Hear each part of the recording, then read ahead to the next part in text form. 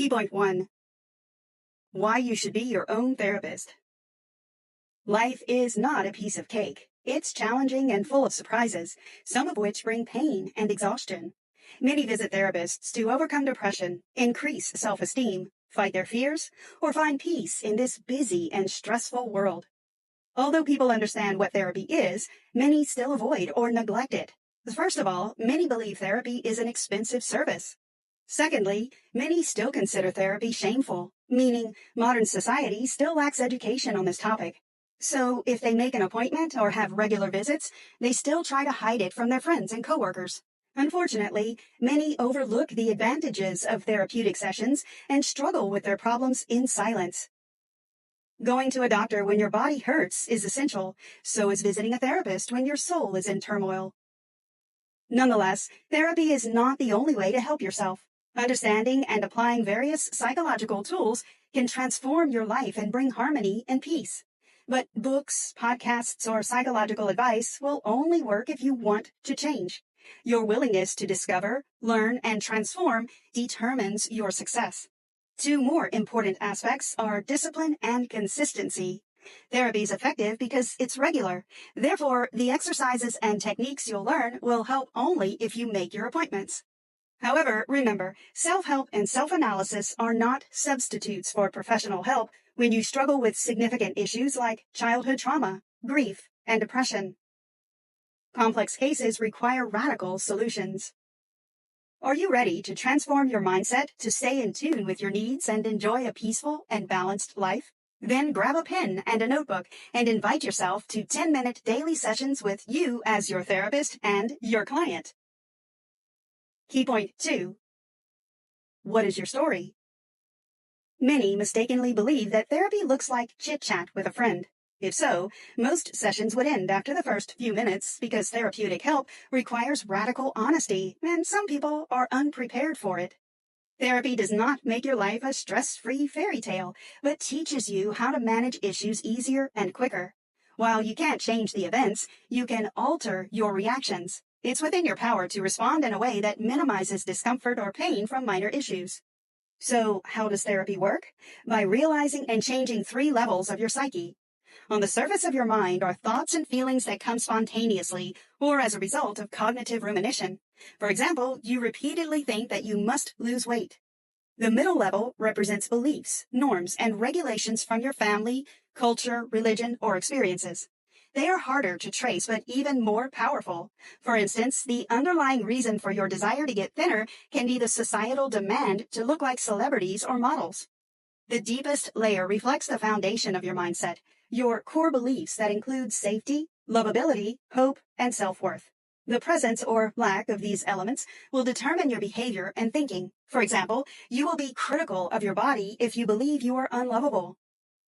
Your core beliefs are the truths you learned in childhood.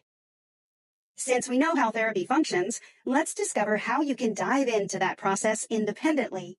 The first step to becoming your therapist is writing your story of life.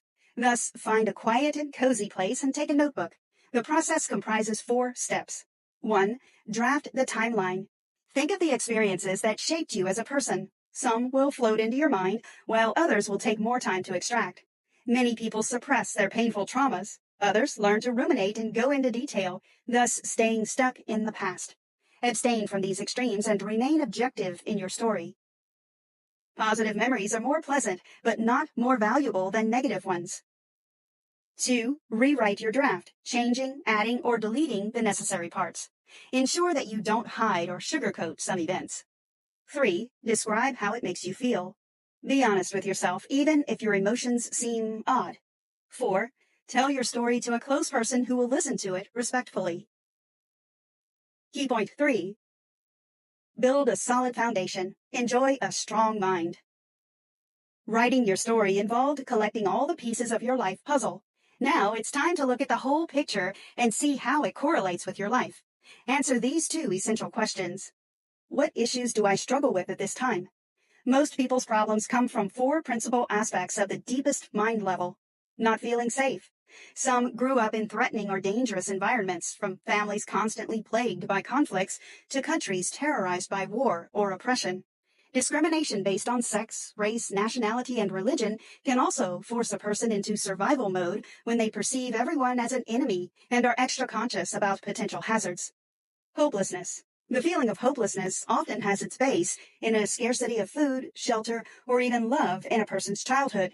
It can also signify a pessimistic environment one grows up in, learning that this world is dark and full of hardships.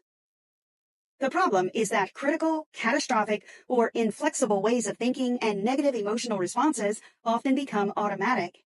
Owen O'Kane. Lack of self-worth. A person's constant self-doubt, self-criticism, and feeling that they are not enough negatively affects their self-worth. Individuals struggling with this issue try to suppress their pain through alcohol or food, or attempt to prove their worth through people-pleasing and sacrificing their needs for the sake of others. Feeling unlovable. Many people suffer in this void because they did not receive enough care in childhood. Society and culture aggravate the issue by turning love into a cult. Nonetheless, love is much deeper than a picture in a rom-com. It's a sense of connection with other human beings. When someone feels unlovable, they might overlook that some people don't know how to express their feelings. As a result, they may unfairly blame themselves for others' inability to communicate affection. Awareness and recognition bring solutions. The second question to ask yourself is, what parts of my story led to these problems? Look at your timeline, keeping in mind the issues you're struggling with right now. Analyze your experiences and their origin. For instance, you may notice phobias that signify feeling unsafe, or problems in your relationships arising from questioning your lovability. What events could cause such a traumatic response? How did your parents and friends affect your security or hopelessness? How did school impact your self-worth? Think of every such experience through the lens of your current situation, and you will connect many dots in the map of your life. Key point 4. Knowledge without action loses its value. When you realize your issues, you must set a goal. What do you want to change? Is there a specific area to work on? What internal and external transformation do you wish to observe? Be ready to start a journey with commitment and patience. The necessity of an immediate result, just as rumination over your problems without particular actions, can have adverse effects.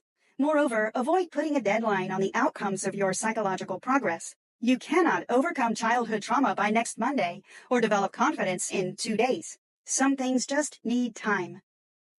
Small things bring you closer to big goals. Therapy is effective when a person works on their problems. Principal actions of self-treatment include changing your patterns.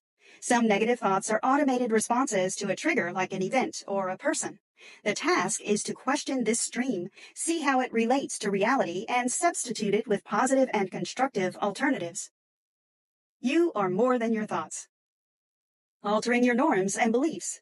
Must and should are the principal words you use when applying the rules you have created for yourself because you learned most of them as a child. For instance, you get love and praise if you comply, but some beliefs require more flexibility or transformation than others.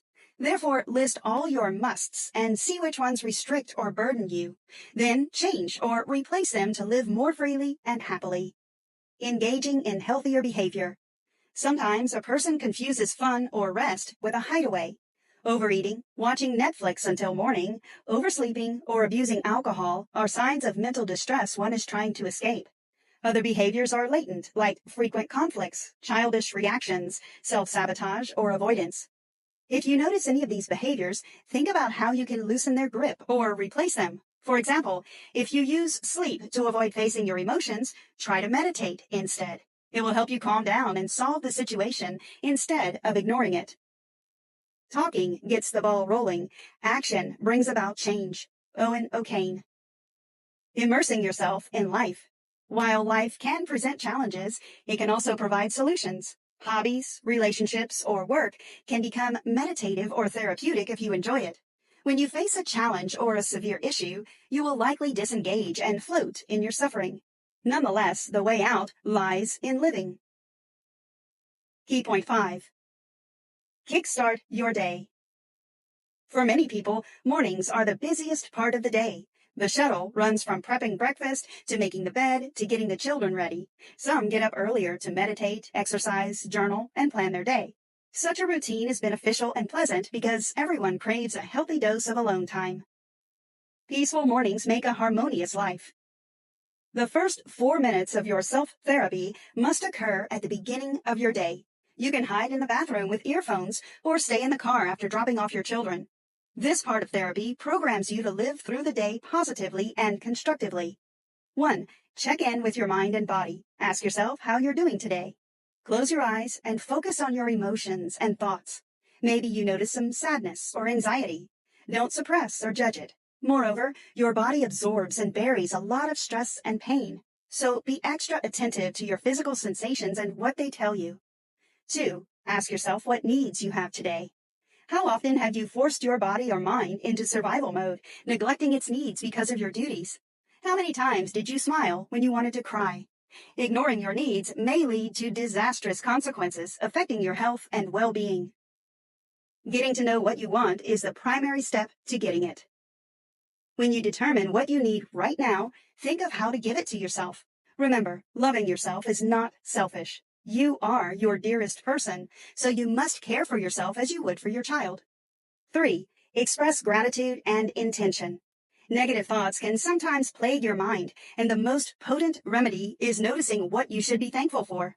Your brain is wired to see things you don't have, but that's where you must take control and highlight all the goodies you enjoy.